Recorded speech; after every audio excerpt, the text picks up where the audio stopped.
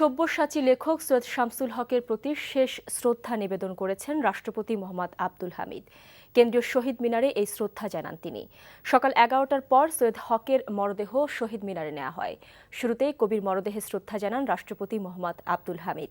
এরপর প্রধানমন্ত্রী শেখ হাসিনার পক্ষ থেকে শ্রদ্ধা জানানো হয়। তারপরই বিভিন্ন রাজনৈতিক, সামাজিক এবং সাংস্কৃতিক অঙ্গনের মানুষ শেষ শ্রদ্ধা নিবেদন শুরু করেন। এখনও শ্রদ্ধা নিবেদন চলছে। দুপুর 1টা পর্যন্ত সর্বস্তরে শ্রদ্ধা নিবেদনের জন্য মরদেহ শহীদ মিনারে রাখা হবে। এর আগে সৈয়দ হকের প্রথম জানাজা অনুষ্ঠিত হয়েছে সকাল 10:15টায়।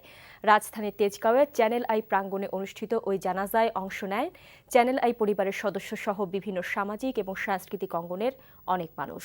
পরে তার মরদেহ নেওয়া হয় বাংলা একাডেমি প্রাঙ্গণে। সেখানেও তার প্রতি শ্রদ্ধা নিবেদন করা হয়। বাদ জোহর ঢাকা বিশ্ববিদ্যালয়ের কেন্দ্রীয় মসজিদে জানাজা অনুষ্ঠিত হবে। তারপর সৈয়দ হককে হেলিকপ্টারে করে নিয়ে যাওয়া হবে তার জন্মস্থান কুড়িগ্রামে।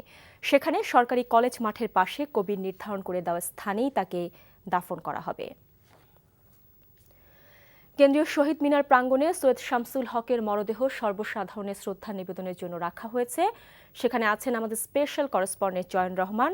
আমরা সরাসরি চলে যাচ্ছি তার কাছে। চয়ন, আমরা জানি রাষ্ট্রপতি শ্রদ্ধা নিবেদন করেছেন এবং প্রধানমন্ত্রীর পক্ষ থেকেও শ্রদ্ধা নিবেদন করা হয়েছে এবং আমি আপনার পিছনে আসলে অনেককেই দেখতে পাচ্ছি শ্রদ্ধা নিবেদনের জন্য এসেছেন। আমি আপনার কাছে জানতে চাই আপনি পরিবেশটা কেমন দেখছেন?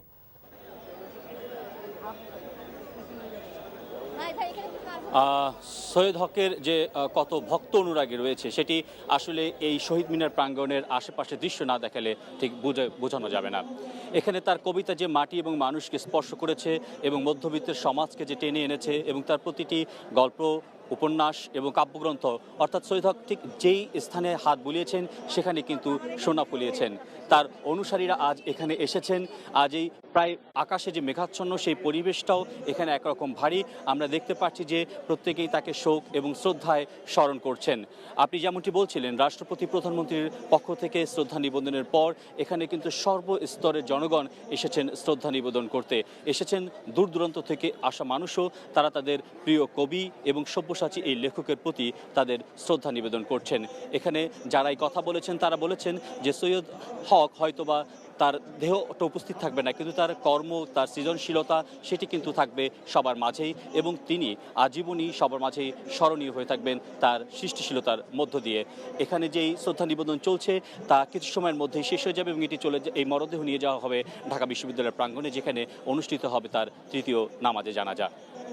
শাওন, আমার কাছে শহীদ মিনার থেকে এই ছিল সর্বশেষ। চয়ন, অসংখ্য ধন্যবাদ আপনাকে।